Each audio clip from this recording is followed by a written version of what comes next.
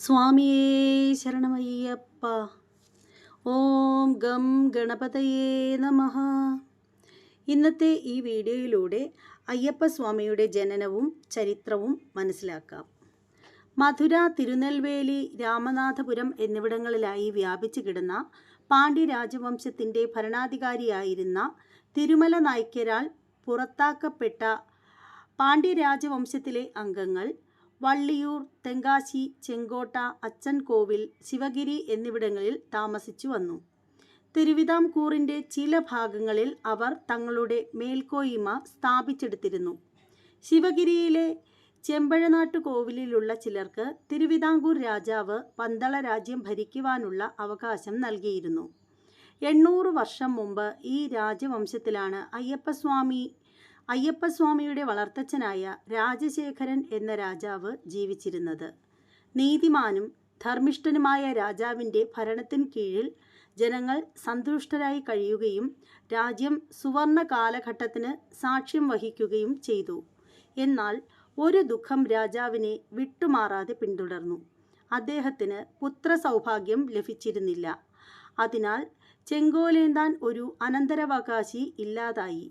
നിസ്സഹായനായ രാജാവും രാജ്ഞിയും ശിവഭഗവാനോട് ഒരു കുഞ്ഞിനു വേണ്ടി നിരന്തരം പ്രാർത്ഥിച്ചു വന്നു. ഇതേ കാലത്ത് തന്നെ മഹിഷാസുരൻ എന്ന അസുര രാജാവ് കഠിന തപസ്സിലൂടെ ഭൂമിയിൽ ആർക്കും തന്നെ വധിക്കാൻ സാധിക്കരുതെന്ന വരം ബ്രഹ്മാവിൽ നിന്നും നേടിയെടുത്തു. ബ്രഹ്മാവിൻ്റെ വരത്തിലൂടെ അഹങ്കാരിയായി തീർന്ന മഹിഷാസുരൻ ജനങ്ങളെ കൂട്ടമായി നിഗ്രഹിക്കുകയും പുരങ്ങളും ജനപഥങ്ങളും തകർക്കുകയും ചെയ്തു. ഭീതി പൂണ്ട ജനങ്ങൾ അന്യദേശങ്ങളിലേക്ക് പലായനം ചെയ്തു. അമാനുഷിക ശക്തിയുള്ളവർക്ക് മാത്രമേ മഹിഷാസുരനെ വധിക്കാൻ കഴിയുകയുള്ളൂ എന്നു മനസ്സിലാക്കിയ ദേവന്മാർ ദുർഗാദേവിയെ അഭയം പ്രാപിക്കുകയും രക്തരൂക്ഷിതമായ യുദ്ധത്തിനൊടുവിൽ ദേവി അയാളെ വധിക്കുകയും ചെയ്തു. മഹിഷാസുരൻ്റെ സഹോദരിയായ മഹിഷി തൻ്റെ സഹോദരനെ വധിച്ചതിന് പ്രതികാരം ചെയ്യാൻ ഉറച്ച് ബ്രഹ്മാവിനെ തപസ് ചെയ്തു. വിഷ്ണുവിനും ശിവനുമായി ജനിക്കുന്ന സന്താനത്തിനല്ലാതെ മറ്റാർക്കും തന്നെ വധിക്കാൻ ആകുകയില്ലെന്ന വരം വാങ്ങി. ഉടൻ തന്നെ മഹിഷി ദേവലോകത്തേക്ക് പുറപ്പെട്ടു. ദേവന്മാരെ ദ്രോഹിക്കാൻ ആരംഭിച്ചു. പൊറുതിമുട്ടിയ ദേവന്മാർ വിഷ്ണുവിനെ അഭയം പ്രാപിച്ചു. മഹിഷി നേടിയ വരത്തെക്കുറിച്ച് മനസ്സിലാക്കി അസുരന്മാരിൽ നിന്നും അമൃത് അപഹരിച്ച് ദേവന്മാർക്ക് നൽകാൻ വിഷ്ണു സ്വീകരിച്ച മോഹിനി വേഷം കൈക്കൊണ്ട് ശിവനുമായി ചേർന്ന് ഒരു ആൺകുഞ്ഞിന് ജന്മം നൽകി. ആ കുഞ്ഞിനെ സന്താനങ്ങളില്ലാതെ ദുഃഖിച്ച് കഴിയുന്ന ശിവഭക്തനായ പന്തള രാജാവ് രാജശേഖരൻ എന്ന് പറയുന്ന അദ്ദേഹത്തിൻ്റെ സംരക്ഷണയിൽ വളർത്താൻ തീരുമാനിച്ചു. ഒരിക്കൽ പമ്പാനദിയുടെ തീരത്തുള്ള വനത്തിൽ വേട്ടയ്ക്കായി ചെന്ന പന്തള രാജാവ് പ്രകൃതി ഭംഗിയും വെള്ളച്ചാട്ടങ്ങളുടെ മനോഹാരിതയും മുഴുകി നിൽക്കവേ വനത്തിനുള്ളിൽ നിന്നും ഒരു കുഞ്ഞിൻ്റെ കരച്ചിൽ കേട്ടു. അമ്പരന്ന് പോയ രാജാവ് ആ ശബ്ദത്തെ പിന്തുടർന്ന് കൈകാലിട്ടടിക്കുന്ന ഒരു ഓമന കുഞ്ഞിൻ്റെ മുന്നിൽ എത്തിച്ചേർന്നു. കൗതുകപൂർവം കുഞ്ഞിനെ നോക്കി നിന്ന രാജാവ് ആ ഓമന പൈതലിനെ കൊട്ടാരത്തിലേക്ക് കൊണ്ടുപോകാൻ കൊതിച്ചു. കുഞ്ഞിനുമേൽ ദൃഷ്ടി പതിപ്പിച്ച് നിന്ന് രാജാവിന് മുന്നിൽ ഒരു സന്യാസി പ്രത്യക്ഷപ്പെട്ടു. ആ കുഞ്ഞിനെ കൊട്ടാരത്തിലേക്ക് കൂട്ടിക്കൊണ്ടു പോകാൻ നിർദ്ദേശം നൽകി.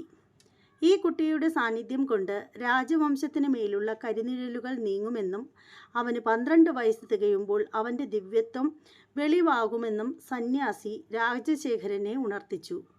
കുഞ്ഞിൻ്റെ കഴുത്തിലെ സ്വർണ്ണമാല കണ്ട സന്യാസി അവനെ മണികണ്ഠൻ എന്ന് നാമകരണം ചെയ്യാൻ രാജാവിനെ ഉപദേശിച്ചു. കഴുത്തിൽ ഒരു മണി കെട്ടിക്കൊടുക്കുകയും ചെയ്തു. ഹർഷോന്മാദത്തോടെ രാജശേഖരൻ കുഞ്ഞിനെ കൊട്ടാരത്തിലേക്ക് കൊണ്ടുപോയി. നടന്ന സംഭവങ്ങളെല്ലാം രാജ്ഞിയെ അറിയിച്ചു. ശിവന്റെ അനുഗ്രഹത്താലാണ് ഇതെല്ലാം ഭവിച്ചതെന്ന് അവർ ഇരുവരും വിശ്വസിച്ചു. രാജശേഖരന് ശേഷം രാജാവാകാൻ കൊതിച്ചിരുന്ന ദിവാൻ ഒഴികെയുള്ള എല്ലാവരും രാജദമ്പതികളുടെ സന്തോഷത്തിൽ പങ്കുചേർന്നു. കുട്ടിയായിരുന്നിട്ടും മണികണ്ഠൻ ബുദ്ധിമാനും പക്വമതിയും ആയിരുന്നു. ആയോധന വിദ്യയിലും ശാസ്ത്രങ്ങളിലും പ്രാഗൽഭ്യം പ്രകടിപ്പിച്ച മണികണ്ഠൻ തൻ്റെ ബുദ്ധിശക്തി കൊണ്ടും അമാനുഷിക പ്രതിഭ കൊണ്ടും ഗുരുവിനെ അതിശയിപ്പിച്ചു. പന്തളത്ത് സമാധാനവും ഐശ്വര്യവും പുലർന്നു. കുട്ടി കേവലമായ ഒരു നശ്വര ജന്മമല്ലെന്നും അവനിൽ ദിവ്യ ചൈതന്യം കുടികൊള്ളുന്നു എന്നുമുള്ള നിഗമനത്തിൽ അയ്യപ്പൻ്റെ ഗുരു എത്തിച്ചേർന്നു. പഠനം പൂർത്തിയാക്കിയ മണികണ്ഠൻ യഥോചിതം ഗുരുദക്ഷിണ നൽകാനും ഗുരുവിൻ്റെ അനുഗ്രഹം തേടാനുമായി പുറപ്പെട്ടു. അമാനുഷിക പ്രഭാവമുള്ള ദിവ്യശക്തിയുടെ ഉടമയാണ് അവനെന്ന തൻ്റെ വിശ്വാസം ആശിസ്സു തേടിയെത്തിയ മണികണ്ഠനെ ഗുരു അറിയിച്ചു.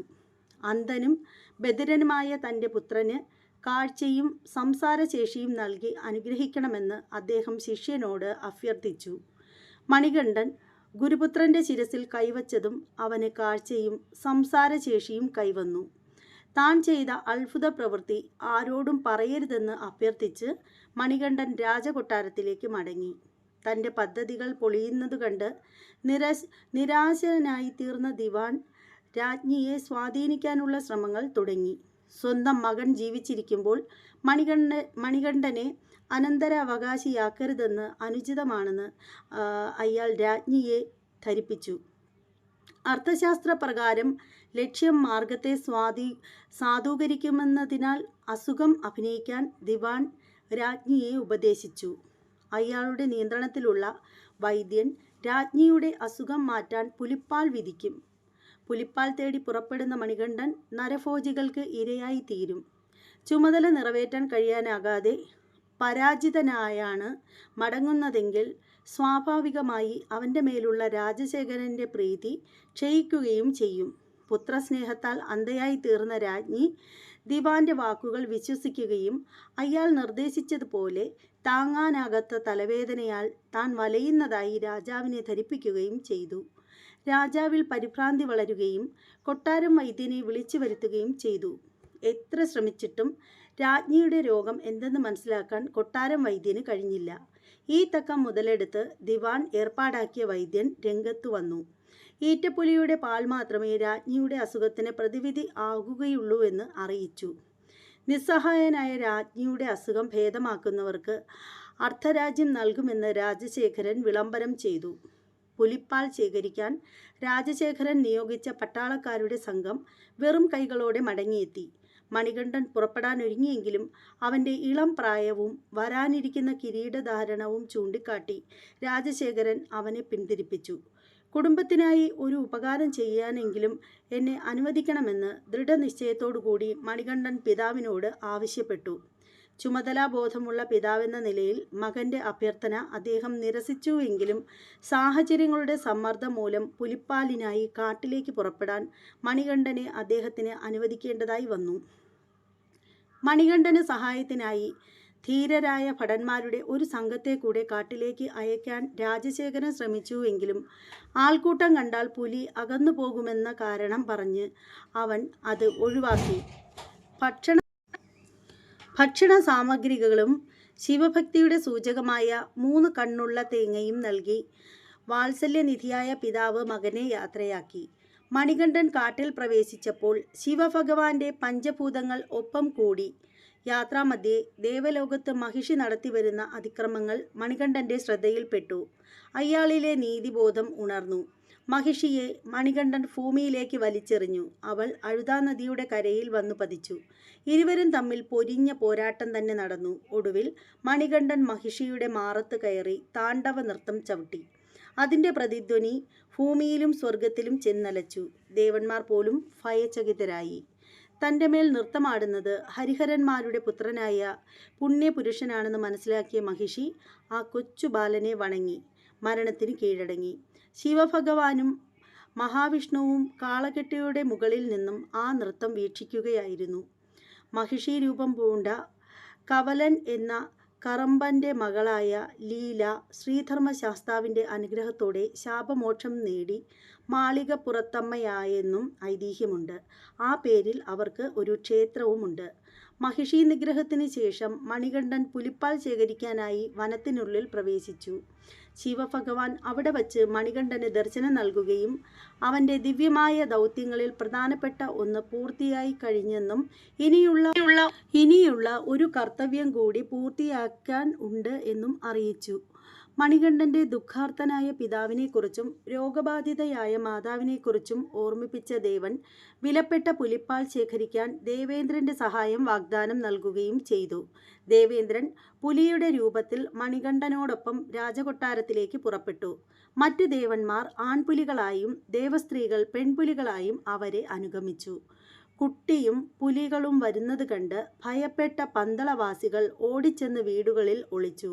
പെട്ടെന്ന് അത്ഭുതസ്തബ്ധനായി നിന്ന ചക്രവർത്തിയുടെ മുമ്പിൽ പണ്ട് കാട്ടിൽ വെച്ച് കുഞ്ഞിൻ്റെ കരച്ചിൽ കേട്ട് ശങ്കിച്ചു നിന്ന സമയത്ത് പ്രത്യക്ഷപ്പെട്ട് ഉപദേശങ്ങൾ നൽകിയ അതേ സന്യാസി ആഗതനായി മണികണ്ഠൻ്റെ പൊരുൾ വെളിപ്പെടുത്തി. മണികണ്ഠൻ പുലികളോടൊപ്പം കൊട്ടാരത്തിൻ്റെ കവാടത്തോട് അടുക്കാൻ തുടങ്ങിയപ്പോൾ രാജാവിൽ മൗനവും വിഷാദവും നിറഞ്ഞു. പുലിപ്പുറത്തു നിന്ന് ഇറങ്ങിയ കുട്ടി ചക്രവർത്തിയോട് പറഞ്ഞു, ഈറ്റപ്പുലിയെ കൊണ്ടുവന്നിട്ടുണ്ട്. ഇനി എത്രയും വേഗം പാൽ ശേഖരിച്ച് അമ്മയുടെ അത്ഭുത രോഗത്തിന് ശമനം വരുത്താം. അധിക നേരം പിടിച്ചു നിൽക്കാനാകാതെ രാജശേഖരൻ ബാലൻ്റെ പാദങ്ങളിൽ വീണ് മാപ്പിരുന്നു. ഒടുവിൽ രാജ്ഞിയുടെ കപടനാടകം പുറത്തായ നിമിഷം മണികണ്ഠൻ വനത്തിലേക്ക് യാത്രയായി. കാട്ടിൽ നിന്നും മടങ്ങിയെത്തിയപ്പോൾ മണികണ്ഠന് 12 വയസ്സായിരുന്നു. തൻ്റെ മകൻ നാടുവിട്ട് കാട്ടിൽ പോകാൻ കാരണക്കാരനായ ദിവാനെ ശിക്ഷിക്കാൻ രാജാവ് തീരുമാനിച്ചു. എന്നാൽ എല്ലാം ദൈവഹിതമനുസരിച്ച് സംഭവിച്ചതാണെന്നും സംയമനം പാലിക്കണമെന്നും മണികണ്ഠൻ ഉപദേശിച്ചു. തൻ്റെ അവതാരോദ്ദേശങ്ങൾ നിറവേറ്റിക്കഴിഞ്ഞതിനാൽ താൻ ദേവലോകത്തേക്ക് മടങ്ങുകയാണെന്നും പിതാവിനെ മണികണ്ഠൻ അറിയിച്ചു. തന്നോട് പുലർത്തിയ ഭക്തിവിശ്വാസങ്ങളിൽ തനിക്ക് സന്തുഷ്ടിയുണ്ടെന്നും അതിനുള്ള പ്രതിഫലം തന്നെ നിലയിൽ രാജാവിന് ഇഷ്ടപ്പെട്ട ഒരു വരം നൽകാൻ ആഗ്രഹിക്കുന്നുവെന്നും കുട്ടി അദ്ദേഹത്തെ ഉണർത്തിച്ചു.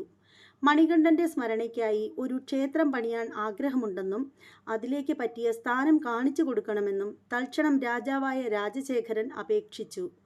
മണികണ്ഠൻ ഒരു അമ്പ് എയ്യുകയും അത് ശ്രീരാമൻ്റെ കാലത്ത് ശബരി എന്നു പേരായ സന്യാസി തപസ് അനുഷ്ഠിച്ച ശബരി എന്ന സ്ഥലത്ത് ചെന്ന് പതിക്കുകയും ചെയ്തു.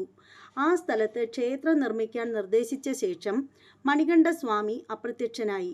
പിന്നീട് അഗസ്ത്യമുനിയുടെ ഉപദേശപ്രകാരം രാജശേഖരൻ ശബരിമലയിൽ ക്ഷേത്രത്തിനുള്ള തറക്കല്ലിട്ടു.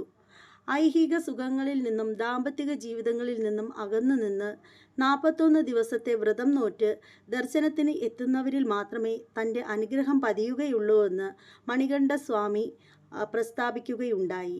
നന്മയുടെ വെളിച്ചം വീശുന്ന ബ്രഹ്മചാരിയുടേതിന് തുല്യമായ ജീവിതം നയിക്കുന്ന ഇവരെ അയ്യപ്പന്മാർ എന്ന് വിളിച്ചു വരുന്നു. പുലിപ്പാൽ ശേഖരിക്കാൻ ഭഗവാൻ യാത്ര പുറപ്പെട്ടത് ഓർമ്മിപ്പിക്കുന്ന വിധത്തിൽ മാലകളാൽ അലങ്കരിച്ച 3 കണ്ണുള്ള തേങ്ങയും ആവശ്യം വേണ്ട ഭക്ഷണവും ഏന്തി പമ്പയിൽ കുളിച്ച് ശരണമന്ത്രങ്ങൾ മുഴക്കി ഭക്തന്മാർ 18-ാം പടി കയറുന്നു. രാജശേഖര രാജാവ് സമയബന്ധിതനായി ക്ഷേത്രത്തിൻ്റെ നിർമ്മാണവും ക്ഷേത്ര സമുച്ചയത്തിലേക്ക് നയിക്കുന്ന പവിത്രമായ 18 പടികളും നിർമ്മിച്ചു. പമ്പ പവിത്രമായ ഗംഗ പോലെയും ശബരിമല കാശി പോലെയും എന്ന ഭഗവാന്റെ വാക്കുകൾ ഓർത്തുകൊണ്ട് ദർശന പുണ്യത്തിനായി ധർമ്മശാസ്താവിൻ്റെ വിഗ്രഹം പ്രതിഷ്ഠിക്കുന്ന ശ്രമകരമായ കർമ്മത്തിൽ അദ്ദേഹം ഏർപ്പെട്ടു. സമുദ്രത്തിൽ നിന്നും കേരളത്തെ വീണ്ടെടുത്ത പരശുരാമൻ ധർമ്മശാസ്താവിൻ്റെ നിയോഗപ്രകാരം മകരസംക്രാന്തി ദിനത്തിൽ അയ്യപ്പൻ്റെ രൂപം കൊത്തിയെടുത്ത് ശബരിമലയിൽ പ്രതിഷ്ഠിച്ചു. ധർമ്മശാസ്താവായ അയ്യപ്പനെ ഒരു നോക്ക് കാണാൻ എല്ലാ വർഷവും ജാതി മത ഭേദമന്യേ കോടിക്കണക്കിന് ഭക്തർ ഇരുമുടിക്കെട്ടും ജമന്തിമാലയും ധരിച്ച് ശരണമന്ത്രങ്ങൾ ഉരുവിട്ട് പമ്പയിൽ കുളിച്ച് 18-ാം പടി ചവിട്ടുന്നു. ഈ കഥ ശബരിമല ശ്രീ അയ്യപ്പസ്വാമിയുടെ ഒരു ചുരുക്കം മാത്രമാണ്. ഇനി ഇത് കുറച്ച് വിശദീകരിക്കുന്ന രീതിയിൽ മറ്റൊരു വീഡിയോയിൽ ഉൾപ്പെടുത്തുന്നതാണ്. സ്വാമിയേ ശരണമയ്യപ്പ, ഹരിഹരസുതനേ ശരണമയ്യപ്പ, സത്യമായ പൊന്നു 18 പടിയേ ശരണമയ്യപ്പ, ശരണമയ്യപ്പ.